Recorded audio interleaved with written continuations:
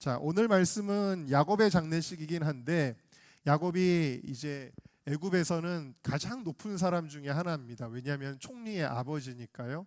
그래서 장례가 어마어마합니다. 며칠을 애곡을 했냐면 70일을 애곡을 했대요. 일반인이 7일을 애곡하고 고관들이 30일을 애곡하고 가장 애곡을 많이 하는 사람이 애굽의 바로 황제예요. 바로 황제가 죽으면 72일을 애곡을 하는데 바로 황제만큼 애곡할 수는 없으니까 거기서 이틀을 딱 빼고 70일을 총리의 아버지였던 야곱을 위해서 애곡을 한 겁니다. 그리고 그 이집트의 장례 문화 하면은 여러분들이 떠올리는 거 첫 번째로는 피라미드 했죠. 또 하나 애굽의 장례 문화 하면 떠오르는 거 또 뭐가 있을까요? 아, 맞습니다. 미라입니다. 오늘 말씀해 보면 40일 동안 향을 처리했다 그랬는데 그게 뭐냐면 야곱을요 미라로 만든 거예요. 40일 동안 향을 처리해서 높은 사람들만 미라로 만드는 거지 아무나 미라로 만드는 거는 아니거든요. 자, 그렇게 너무나도 존귀하게 장례를 치렀습니다. 자, 그러나 이러한 세상에서 받는 최고의 존귀를 뒤로하고 이 야곱은요 가장 중요한 것은 결국에 어디에 묻히게 되죠? 가나안 땅에 묻히게 됩니다. 할렐루야. 큰 장례 행렬을 이끌고 가나안까지 가서 거기서 또 애곡을 하고 결국에는 이 야곱이 원했던 대로 막벨라 굴에 이 야곱이 묻히게 되어지는데 이 일이 가능했던 것은 바로 요셉의 순종 때문이었어요. 여러분, 야곱은 죽어서 자기가 원하는 대로 움직이는 게 아니잖아요. 이것은 바로 아버지의 말씀대로 온전히 순종하여 그 아버지를 애굽의 화려한 곳에 묻지 아니하고 약속의 땅이었던 가나안 땅에 그대로 묻어들였던 요셉의 순종이 있기 때문입니다. 여러분, 요셉은 어렸을 때부터 나이 먹었을 때까지 항상 순종하며 효도하며 충성하였습니다. 요셉이 어렸을 때 아버지의 사랑을 굉장히 많이 받았잖아요. 채색 옷을 따로 입을 정도로. 자, 그렇게 아버지의 사랑을 받았던 것은 그가 순종하는 아들이었기 때문입니다. 자, 뭘 보면 알 수 있을까? 창세기 37장에 보면요, 형들이 양을 치러 갔는데 돌아오지를 않는 거예요. 며칠이 지나도. 그러니까 아버지였던 이삭이 너무 걱정이 많이 됐습니다. 야곱이 걱정이 많이 됐습니다. 그래서 야곱이 누구를 결국 보내게 되냐면 아직 어린 요셉을 보내게 되어지는데 어디로 보낸 거냐면 세겜으로 보낸 거예요. 세겜으로 갔는데 돌아오지 않으니까 야곱이 굉장히 두려움을 느꼈어요. 왜냐하면 세겜이라고 하는 곳은 예전에 시므온과 레위가 학살을 했던 곳이에요. 그러니까 거기에는 이 야곱의 가정에 대해서 아직까지도 안 좋은 감정을 가지고 있는 사람들이 살고 있는 땅이란 말이에요. 그러니까 위험한 땅이죠.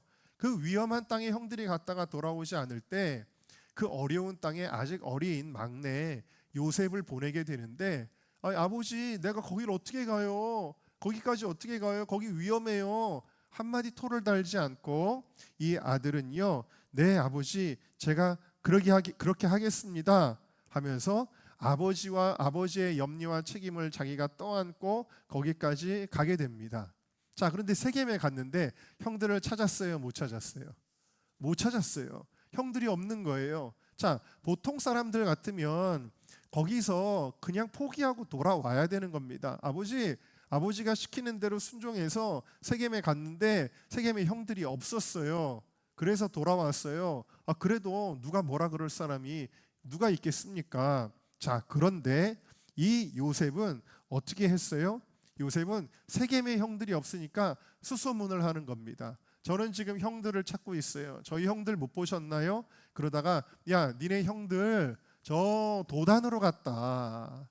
그래가지고 이 요셉이 도단에까지 찾아갑니다. 그래서 결국에 형들을 만나게 되는데 이때 도단에서 형들을 만나지만 않았어도 요셉이 편안하게 살았을 텐데 그만 형들에게 붙잡혀가지고 결국에는 애굽의 노예로 팔리게 된 거죠. 자, 이러한 형들의 미움까지도 예상하고 있었을 요셉임에도 불구하고 아버지의 명령에 끝까지 충성한 줄로 믿습니다. 자, 이렇게 요셉이 충성스러웠어요. 또 요셉의 충성을 알 수 있는 한 가지 사건이 있는데 창세기 37장 2절을 보면 요셉이 그 형들의 잘못을 아버지에게 말하더라라는 거예요. 여러분 이 말씀을 보면은 여러분들은 에이 요셉이 아주 좀 찌질하네, 고자질쟁이구만, 형들이 잘못한 거를 아버지한테 왜 얘기를 해 하고 여러분들이 생각하실지 모르겠지만 이것이 그런 의미가 아닙니다. 요셉은요 가정의 거룩을 위해서 감정적으로 고자질한 것이 아니라 정말 가정이 하나님 앞에 올바로 서기 위해서 아버지가 꼭 알아야 될 것을 이야기를 했다라는 거예요. 그러니까 여러분 예를 들면 교회 안에서도 어떤 성도는 물론 이제 남을 비방하기 위해서 흉을 보는 사람도 물론 없지 않아 있을 수 있죠. 은정교회 말고 다른 봉천동에 있는 그런 교회들 중에는 그런 사람들도 있겠죠. 그러나 여러분 정말 성도들이 잘못된 길을 갈 때 교회를 위해서 또 그 성도들을 위해서 목회자에게 보고하는 사람이 있다라는 거예요. 목사님 이상한 성경 공부에 간 것 같아요. 여러분 이렇게 이단으로 누가 간다 그러면 이거 담임 목회자한테 얘기하는 게 고자질인가요? 아니면 정말 교회를 위한 일인가요? 교회를 위한 일이죠. 목사님 아무개 우리 아무개가 저기 딴 데 가가지고 지금 막 어디 저기 이상한 데 갔어요. 저기 막 노는 데 갔어요. 막 그런 거. 이런 게 고자질이 아니라 이거는 목회를 위한 일이라는 거예요. 그래서 이 요셉이 형들의 악행을 아버지한테 얘기 안 할 수가 없었어요. 그 중에 특별히 르우벤이 서모와 통관한 것도 아마 요셉이 아버지에게 이야기했을 것이라고 보는 신학자들도 있는데 가정의 거룩함과 질서를 지키려는 태도로 충성했던 사람이었다. 얼마나 위험한 일이에요. 그런 것들이 바로 요셉의 충성스러운 모습이었다. 그리고 나서 아버지랑 헤어지고 오랜 세월이 지났는데 나중에 애굽의 총리가 되어가지고 아버지가 살아계시다라는 것을 알게 되었습니다. 그래서 그 아버지를 만나 뵙게 되었을 때 또 극진하게 봉양하는 것을 보게 되어지지요. 그래서 창세기 45장 9절에 보니까 아버지를 빨리 내게로 모시고 와라, 아버지를 내가 모셔야 되겠다라고 그렇게 이야기를 합니다. 여러분 우리 젊은 분들 부모님을 잘 모시기를 주님의 이름으로 축원합니다. 부모님이 멀리 계시기를 바라면 안 돼요. 부모님을 가까이 두고 부모님을 잘 모시기를 주님의 이름으로 축원합니다. 물론 저도 그렇게 막 당당하게 말할 수 있는 자격은 없지만 우리 모두가 그렇게 해야 된다라는 거예요. 그리고 창세기 47장 12절에 보니까 요셉이 그의 아버지와 그의 형제와 아버지의 온 집에 그 식구를 따라 먹을 것을 주되, 여러분 이건 뭘 가리키는 거예요? 말로만 효도하는 게 아니라 구체적으로 책임지고 효도하였다라는 겁니다. 할렐루야. 여러분 말로만 교회 충성하지 말고 여러분 우리가 행동으로 충성해야 될 줄로 믿습니다. 자, 그렇게 하고 나서 이제 아버지가 돌아가셨죠. 장례를 치렀습니다. 그런데 요셉은요, 아버지인 야곱이 이제 하늘나라로 가고 나서도 효도를 합니다. 아니 무슨 얘기예요? 여러분 효도는 살아계실 때 하는 게 기독교의 윤리잖아요. 맞습니다. 그 고사성어에도 생전 효행, 사후 무익이란 말이 있어요. 살아계실 때 하는 게 효도지 죽고 나서는 아무 소용없다라는 그러한 뜻입니다. 장례식을 아무리 호화롭게 치르고 좋은 무덤에 안장한들 사실 그게 죽은 사람에게 무슨 소용이 있겠습니까? 혹은 세상 사람들은 기일을 챙기고 제사를 지낸다고 난리를 칩니다. 그런데 여러분 그것은 오히려 조상에게 잘하는 것이 아니라 그거는 귀신에게 우상 숭배하는 거라고 성경은 그렇게 이야기하고 있습니다.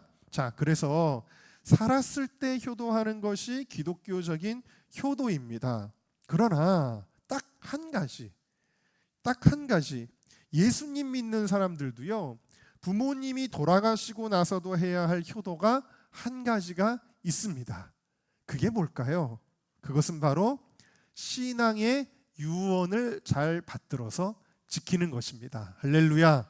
네, 그렇습니다. 그러니까 이 요셉은 아버지가 유언한 것을 지키기 위해서 참 여러 가지 어려운 준비들을 하고 어려움을 당하면서도 막벨라 굴의 아버지를 유언대로 장사를 지낸 것입니다. 자, 여기서 우리가 충성된 사람의 한 가지 특징을 보게 되는데요. 첫 번째 같이 읽겠습니다. 시작. 충성된 사람은 잊지 않고 순종합니다. 여러분, 유언이라고 하는 거는 쓸데없는 얘기하지는 않겠죠. 네, 쓸데없는 시시껄껄한 농담하고 죽는 사람은 없을 거예요. 반드시 자녀에게 가장 중요한 명령을 남기고 죽을 것입니다.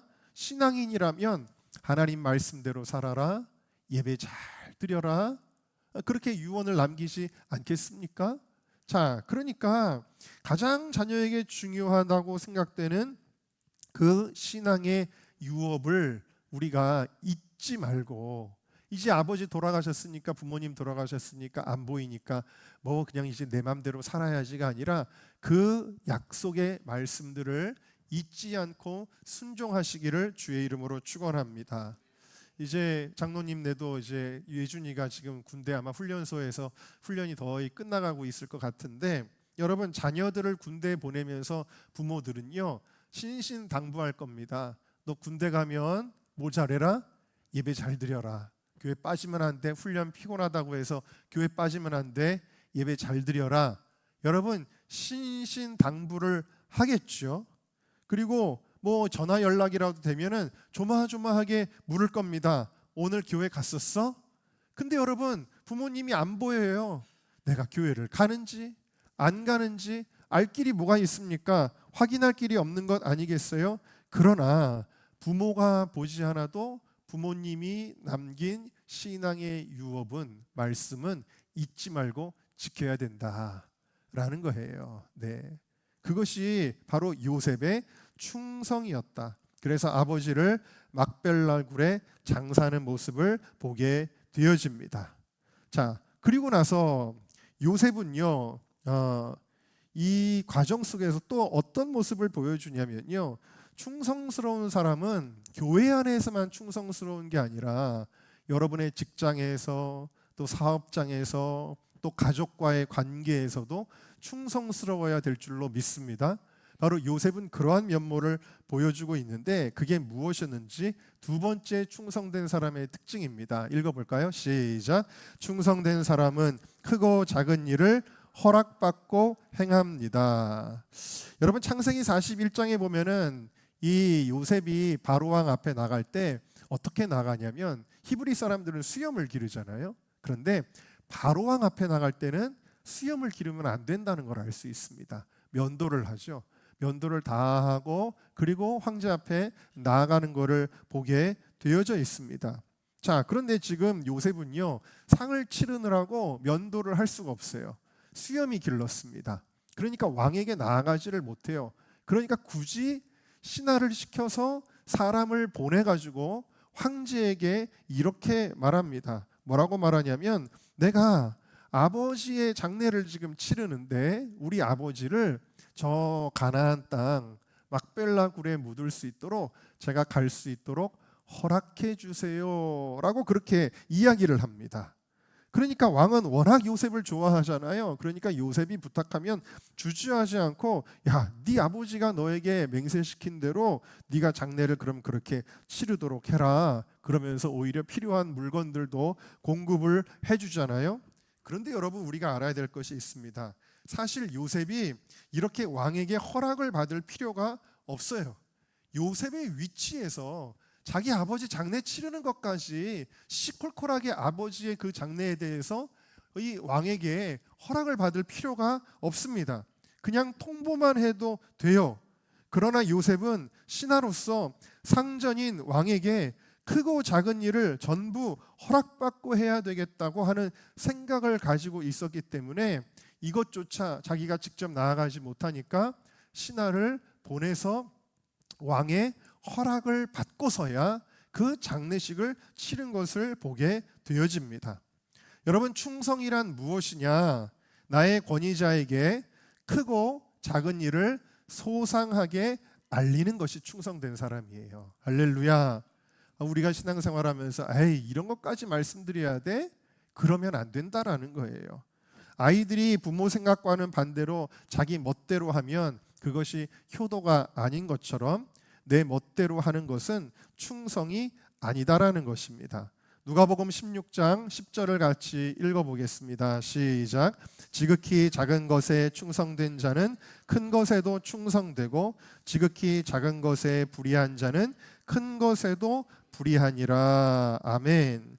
여러분, 사소해 보이는 것에도 충성하시기를 바라요.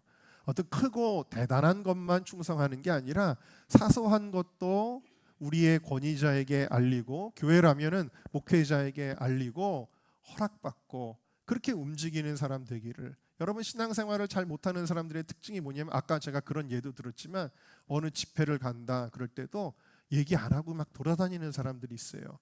이런 사람들은 신앙의 뿌리를 내리지 못하고 계속 뜨내기처럼 돌아다닙니다.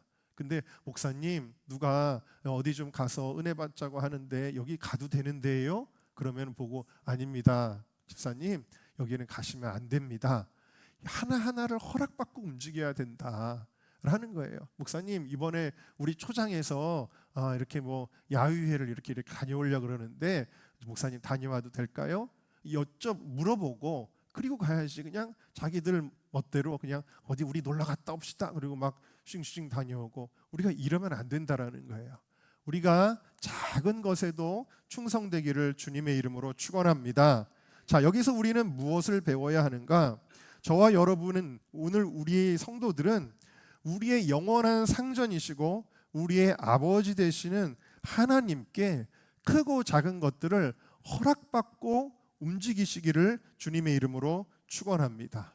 물론 당연히 뭐 결혼, 취직, 학교 이런 결정들을 내리는데도 우리 하나님의 허락이 필요하겠죠. 반드시 우리가 중요한 결정을 내릴 때 여러분, 하나님의 허락받고 움직이셔야 그래야 복을 받을 줄로 믿습니다. 우리 청년들도 그러니까 여러분, 체계가 잘 돼 있는 교회들은 청년들도 연애를 할 때 먼저 교역자에게 허락을 받고, 그리고 충분히 기도하는 시간을 갖게 하고, 그리고서는 진지하게 신앙적인 단계를 밟아서 결혼에까지 이르게 되는 과정들을 밟는 거예요. 근데 제가 이렇게 생각을 해봤어요. 우리 청년들도 예를 들어서 누구랑 결혼한다 그러면은 여러분, 마치 그런 마음이 들어요. 부모가 이런 마음이겠구나. 예를 들면은 예전에 우리 교회 청년 중에 누구를 누가 좋아한대요. 근데 안 되는데, 이런 생각이 드는 거예요. 내 부모도 아닌데 안 되는데, 이런 생각이 들어요. 어떨 때는 여러분, 부모에게도 허락받아야 축복된 결혼이 되는 거예요. 또 영적 권위자에게도 축복을 받아야 축복된 결혼이 되는 거예요. 우리는 내 맘대로 해서는 안 되는 것입니다. 반드시 축복받고 움직이는 사람들 되시기를 바랍니다. 무엇보다 하나님 앞에 우리가 항상 허락받고 움직이는 사람이, 그런 사람이 복된 사람이에요. 그러니까 아침에 일어나서도 기도하는 거예요. 하나님, 오늘 제가 이런 일 저런 일을 하려고 그래요. 하나님 허락해 주세요. 하나님 인도해 주세요.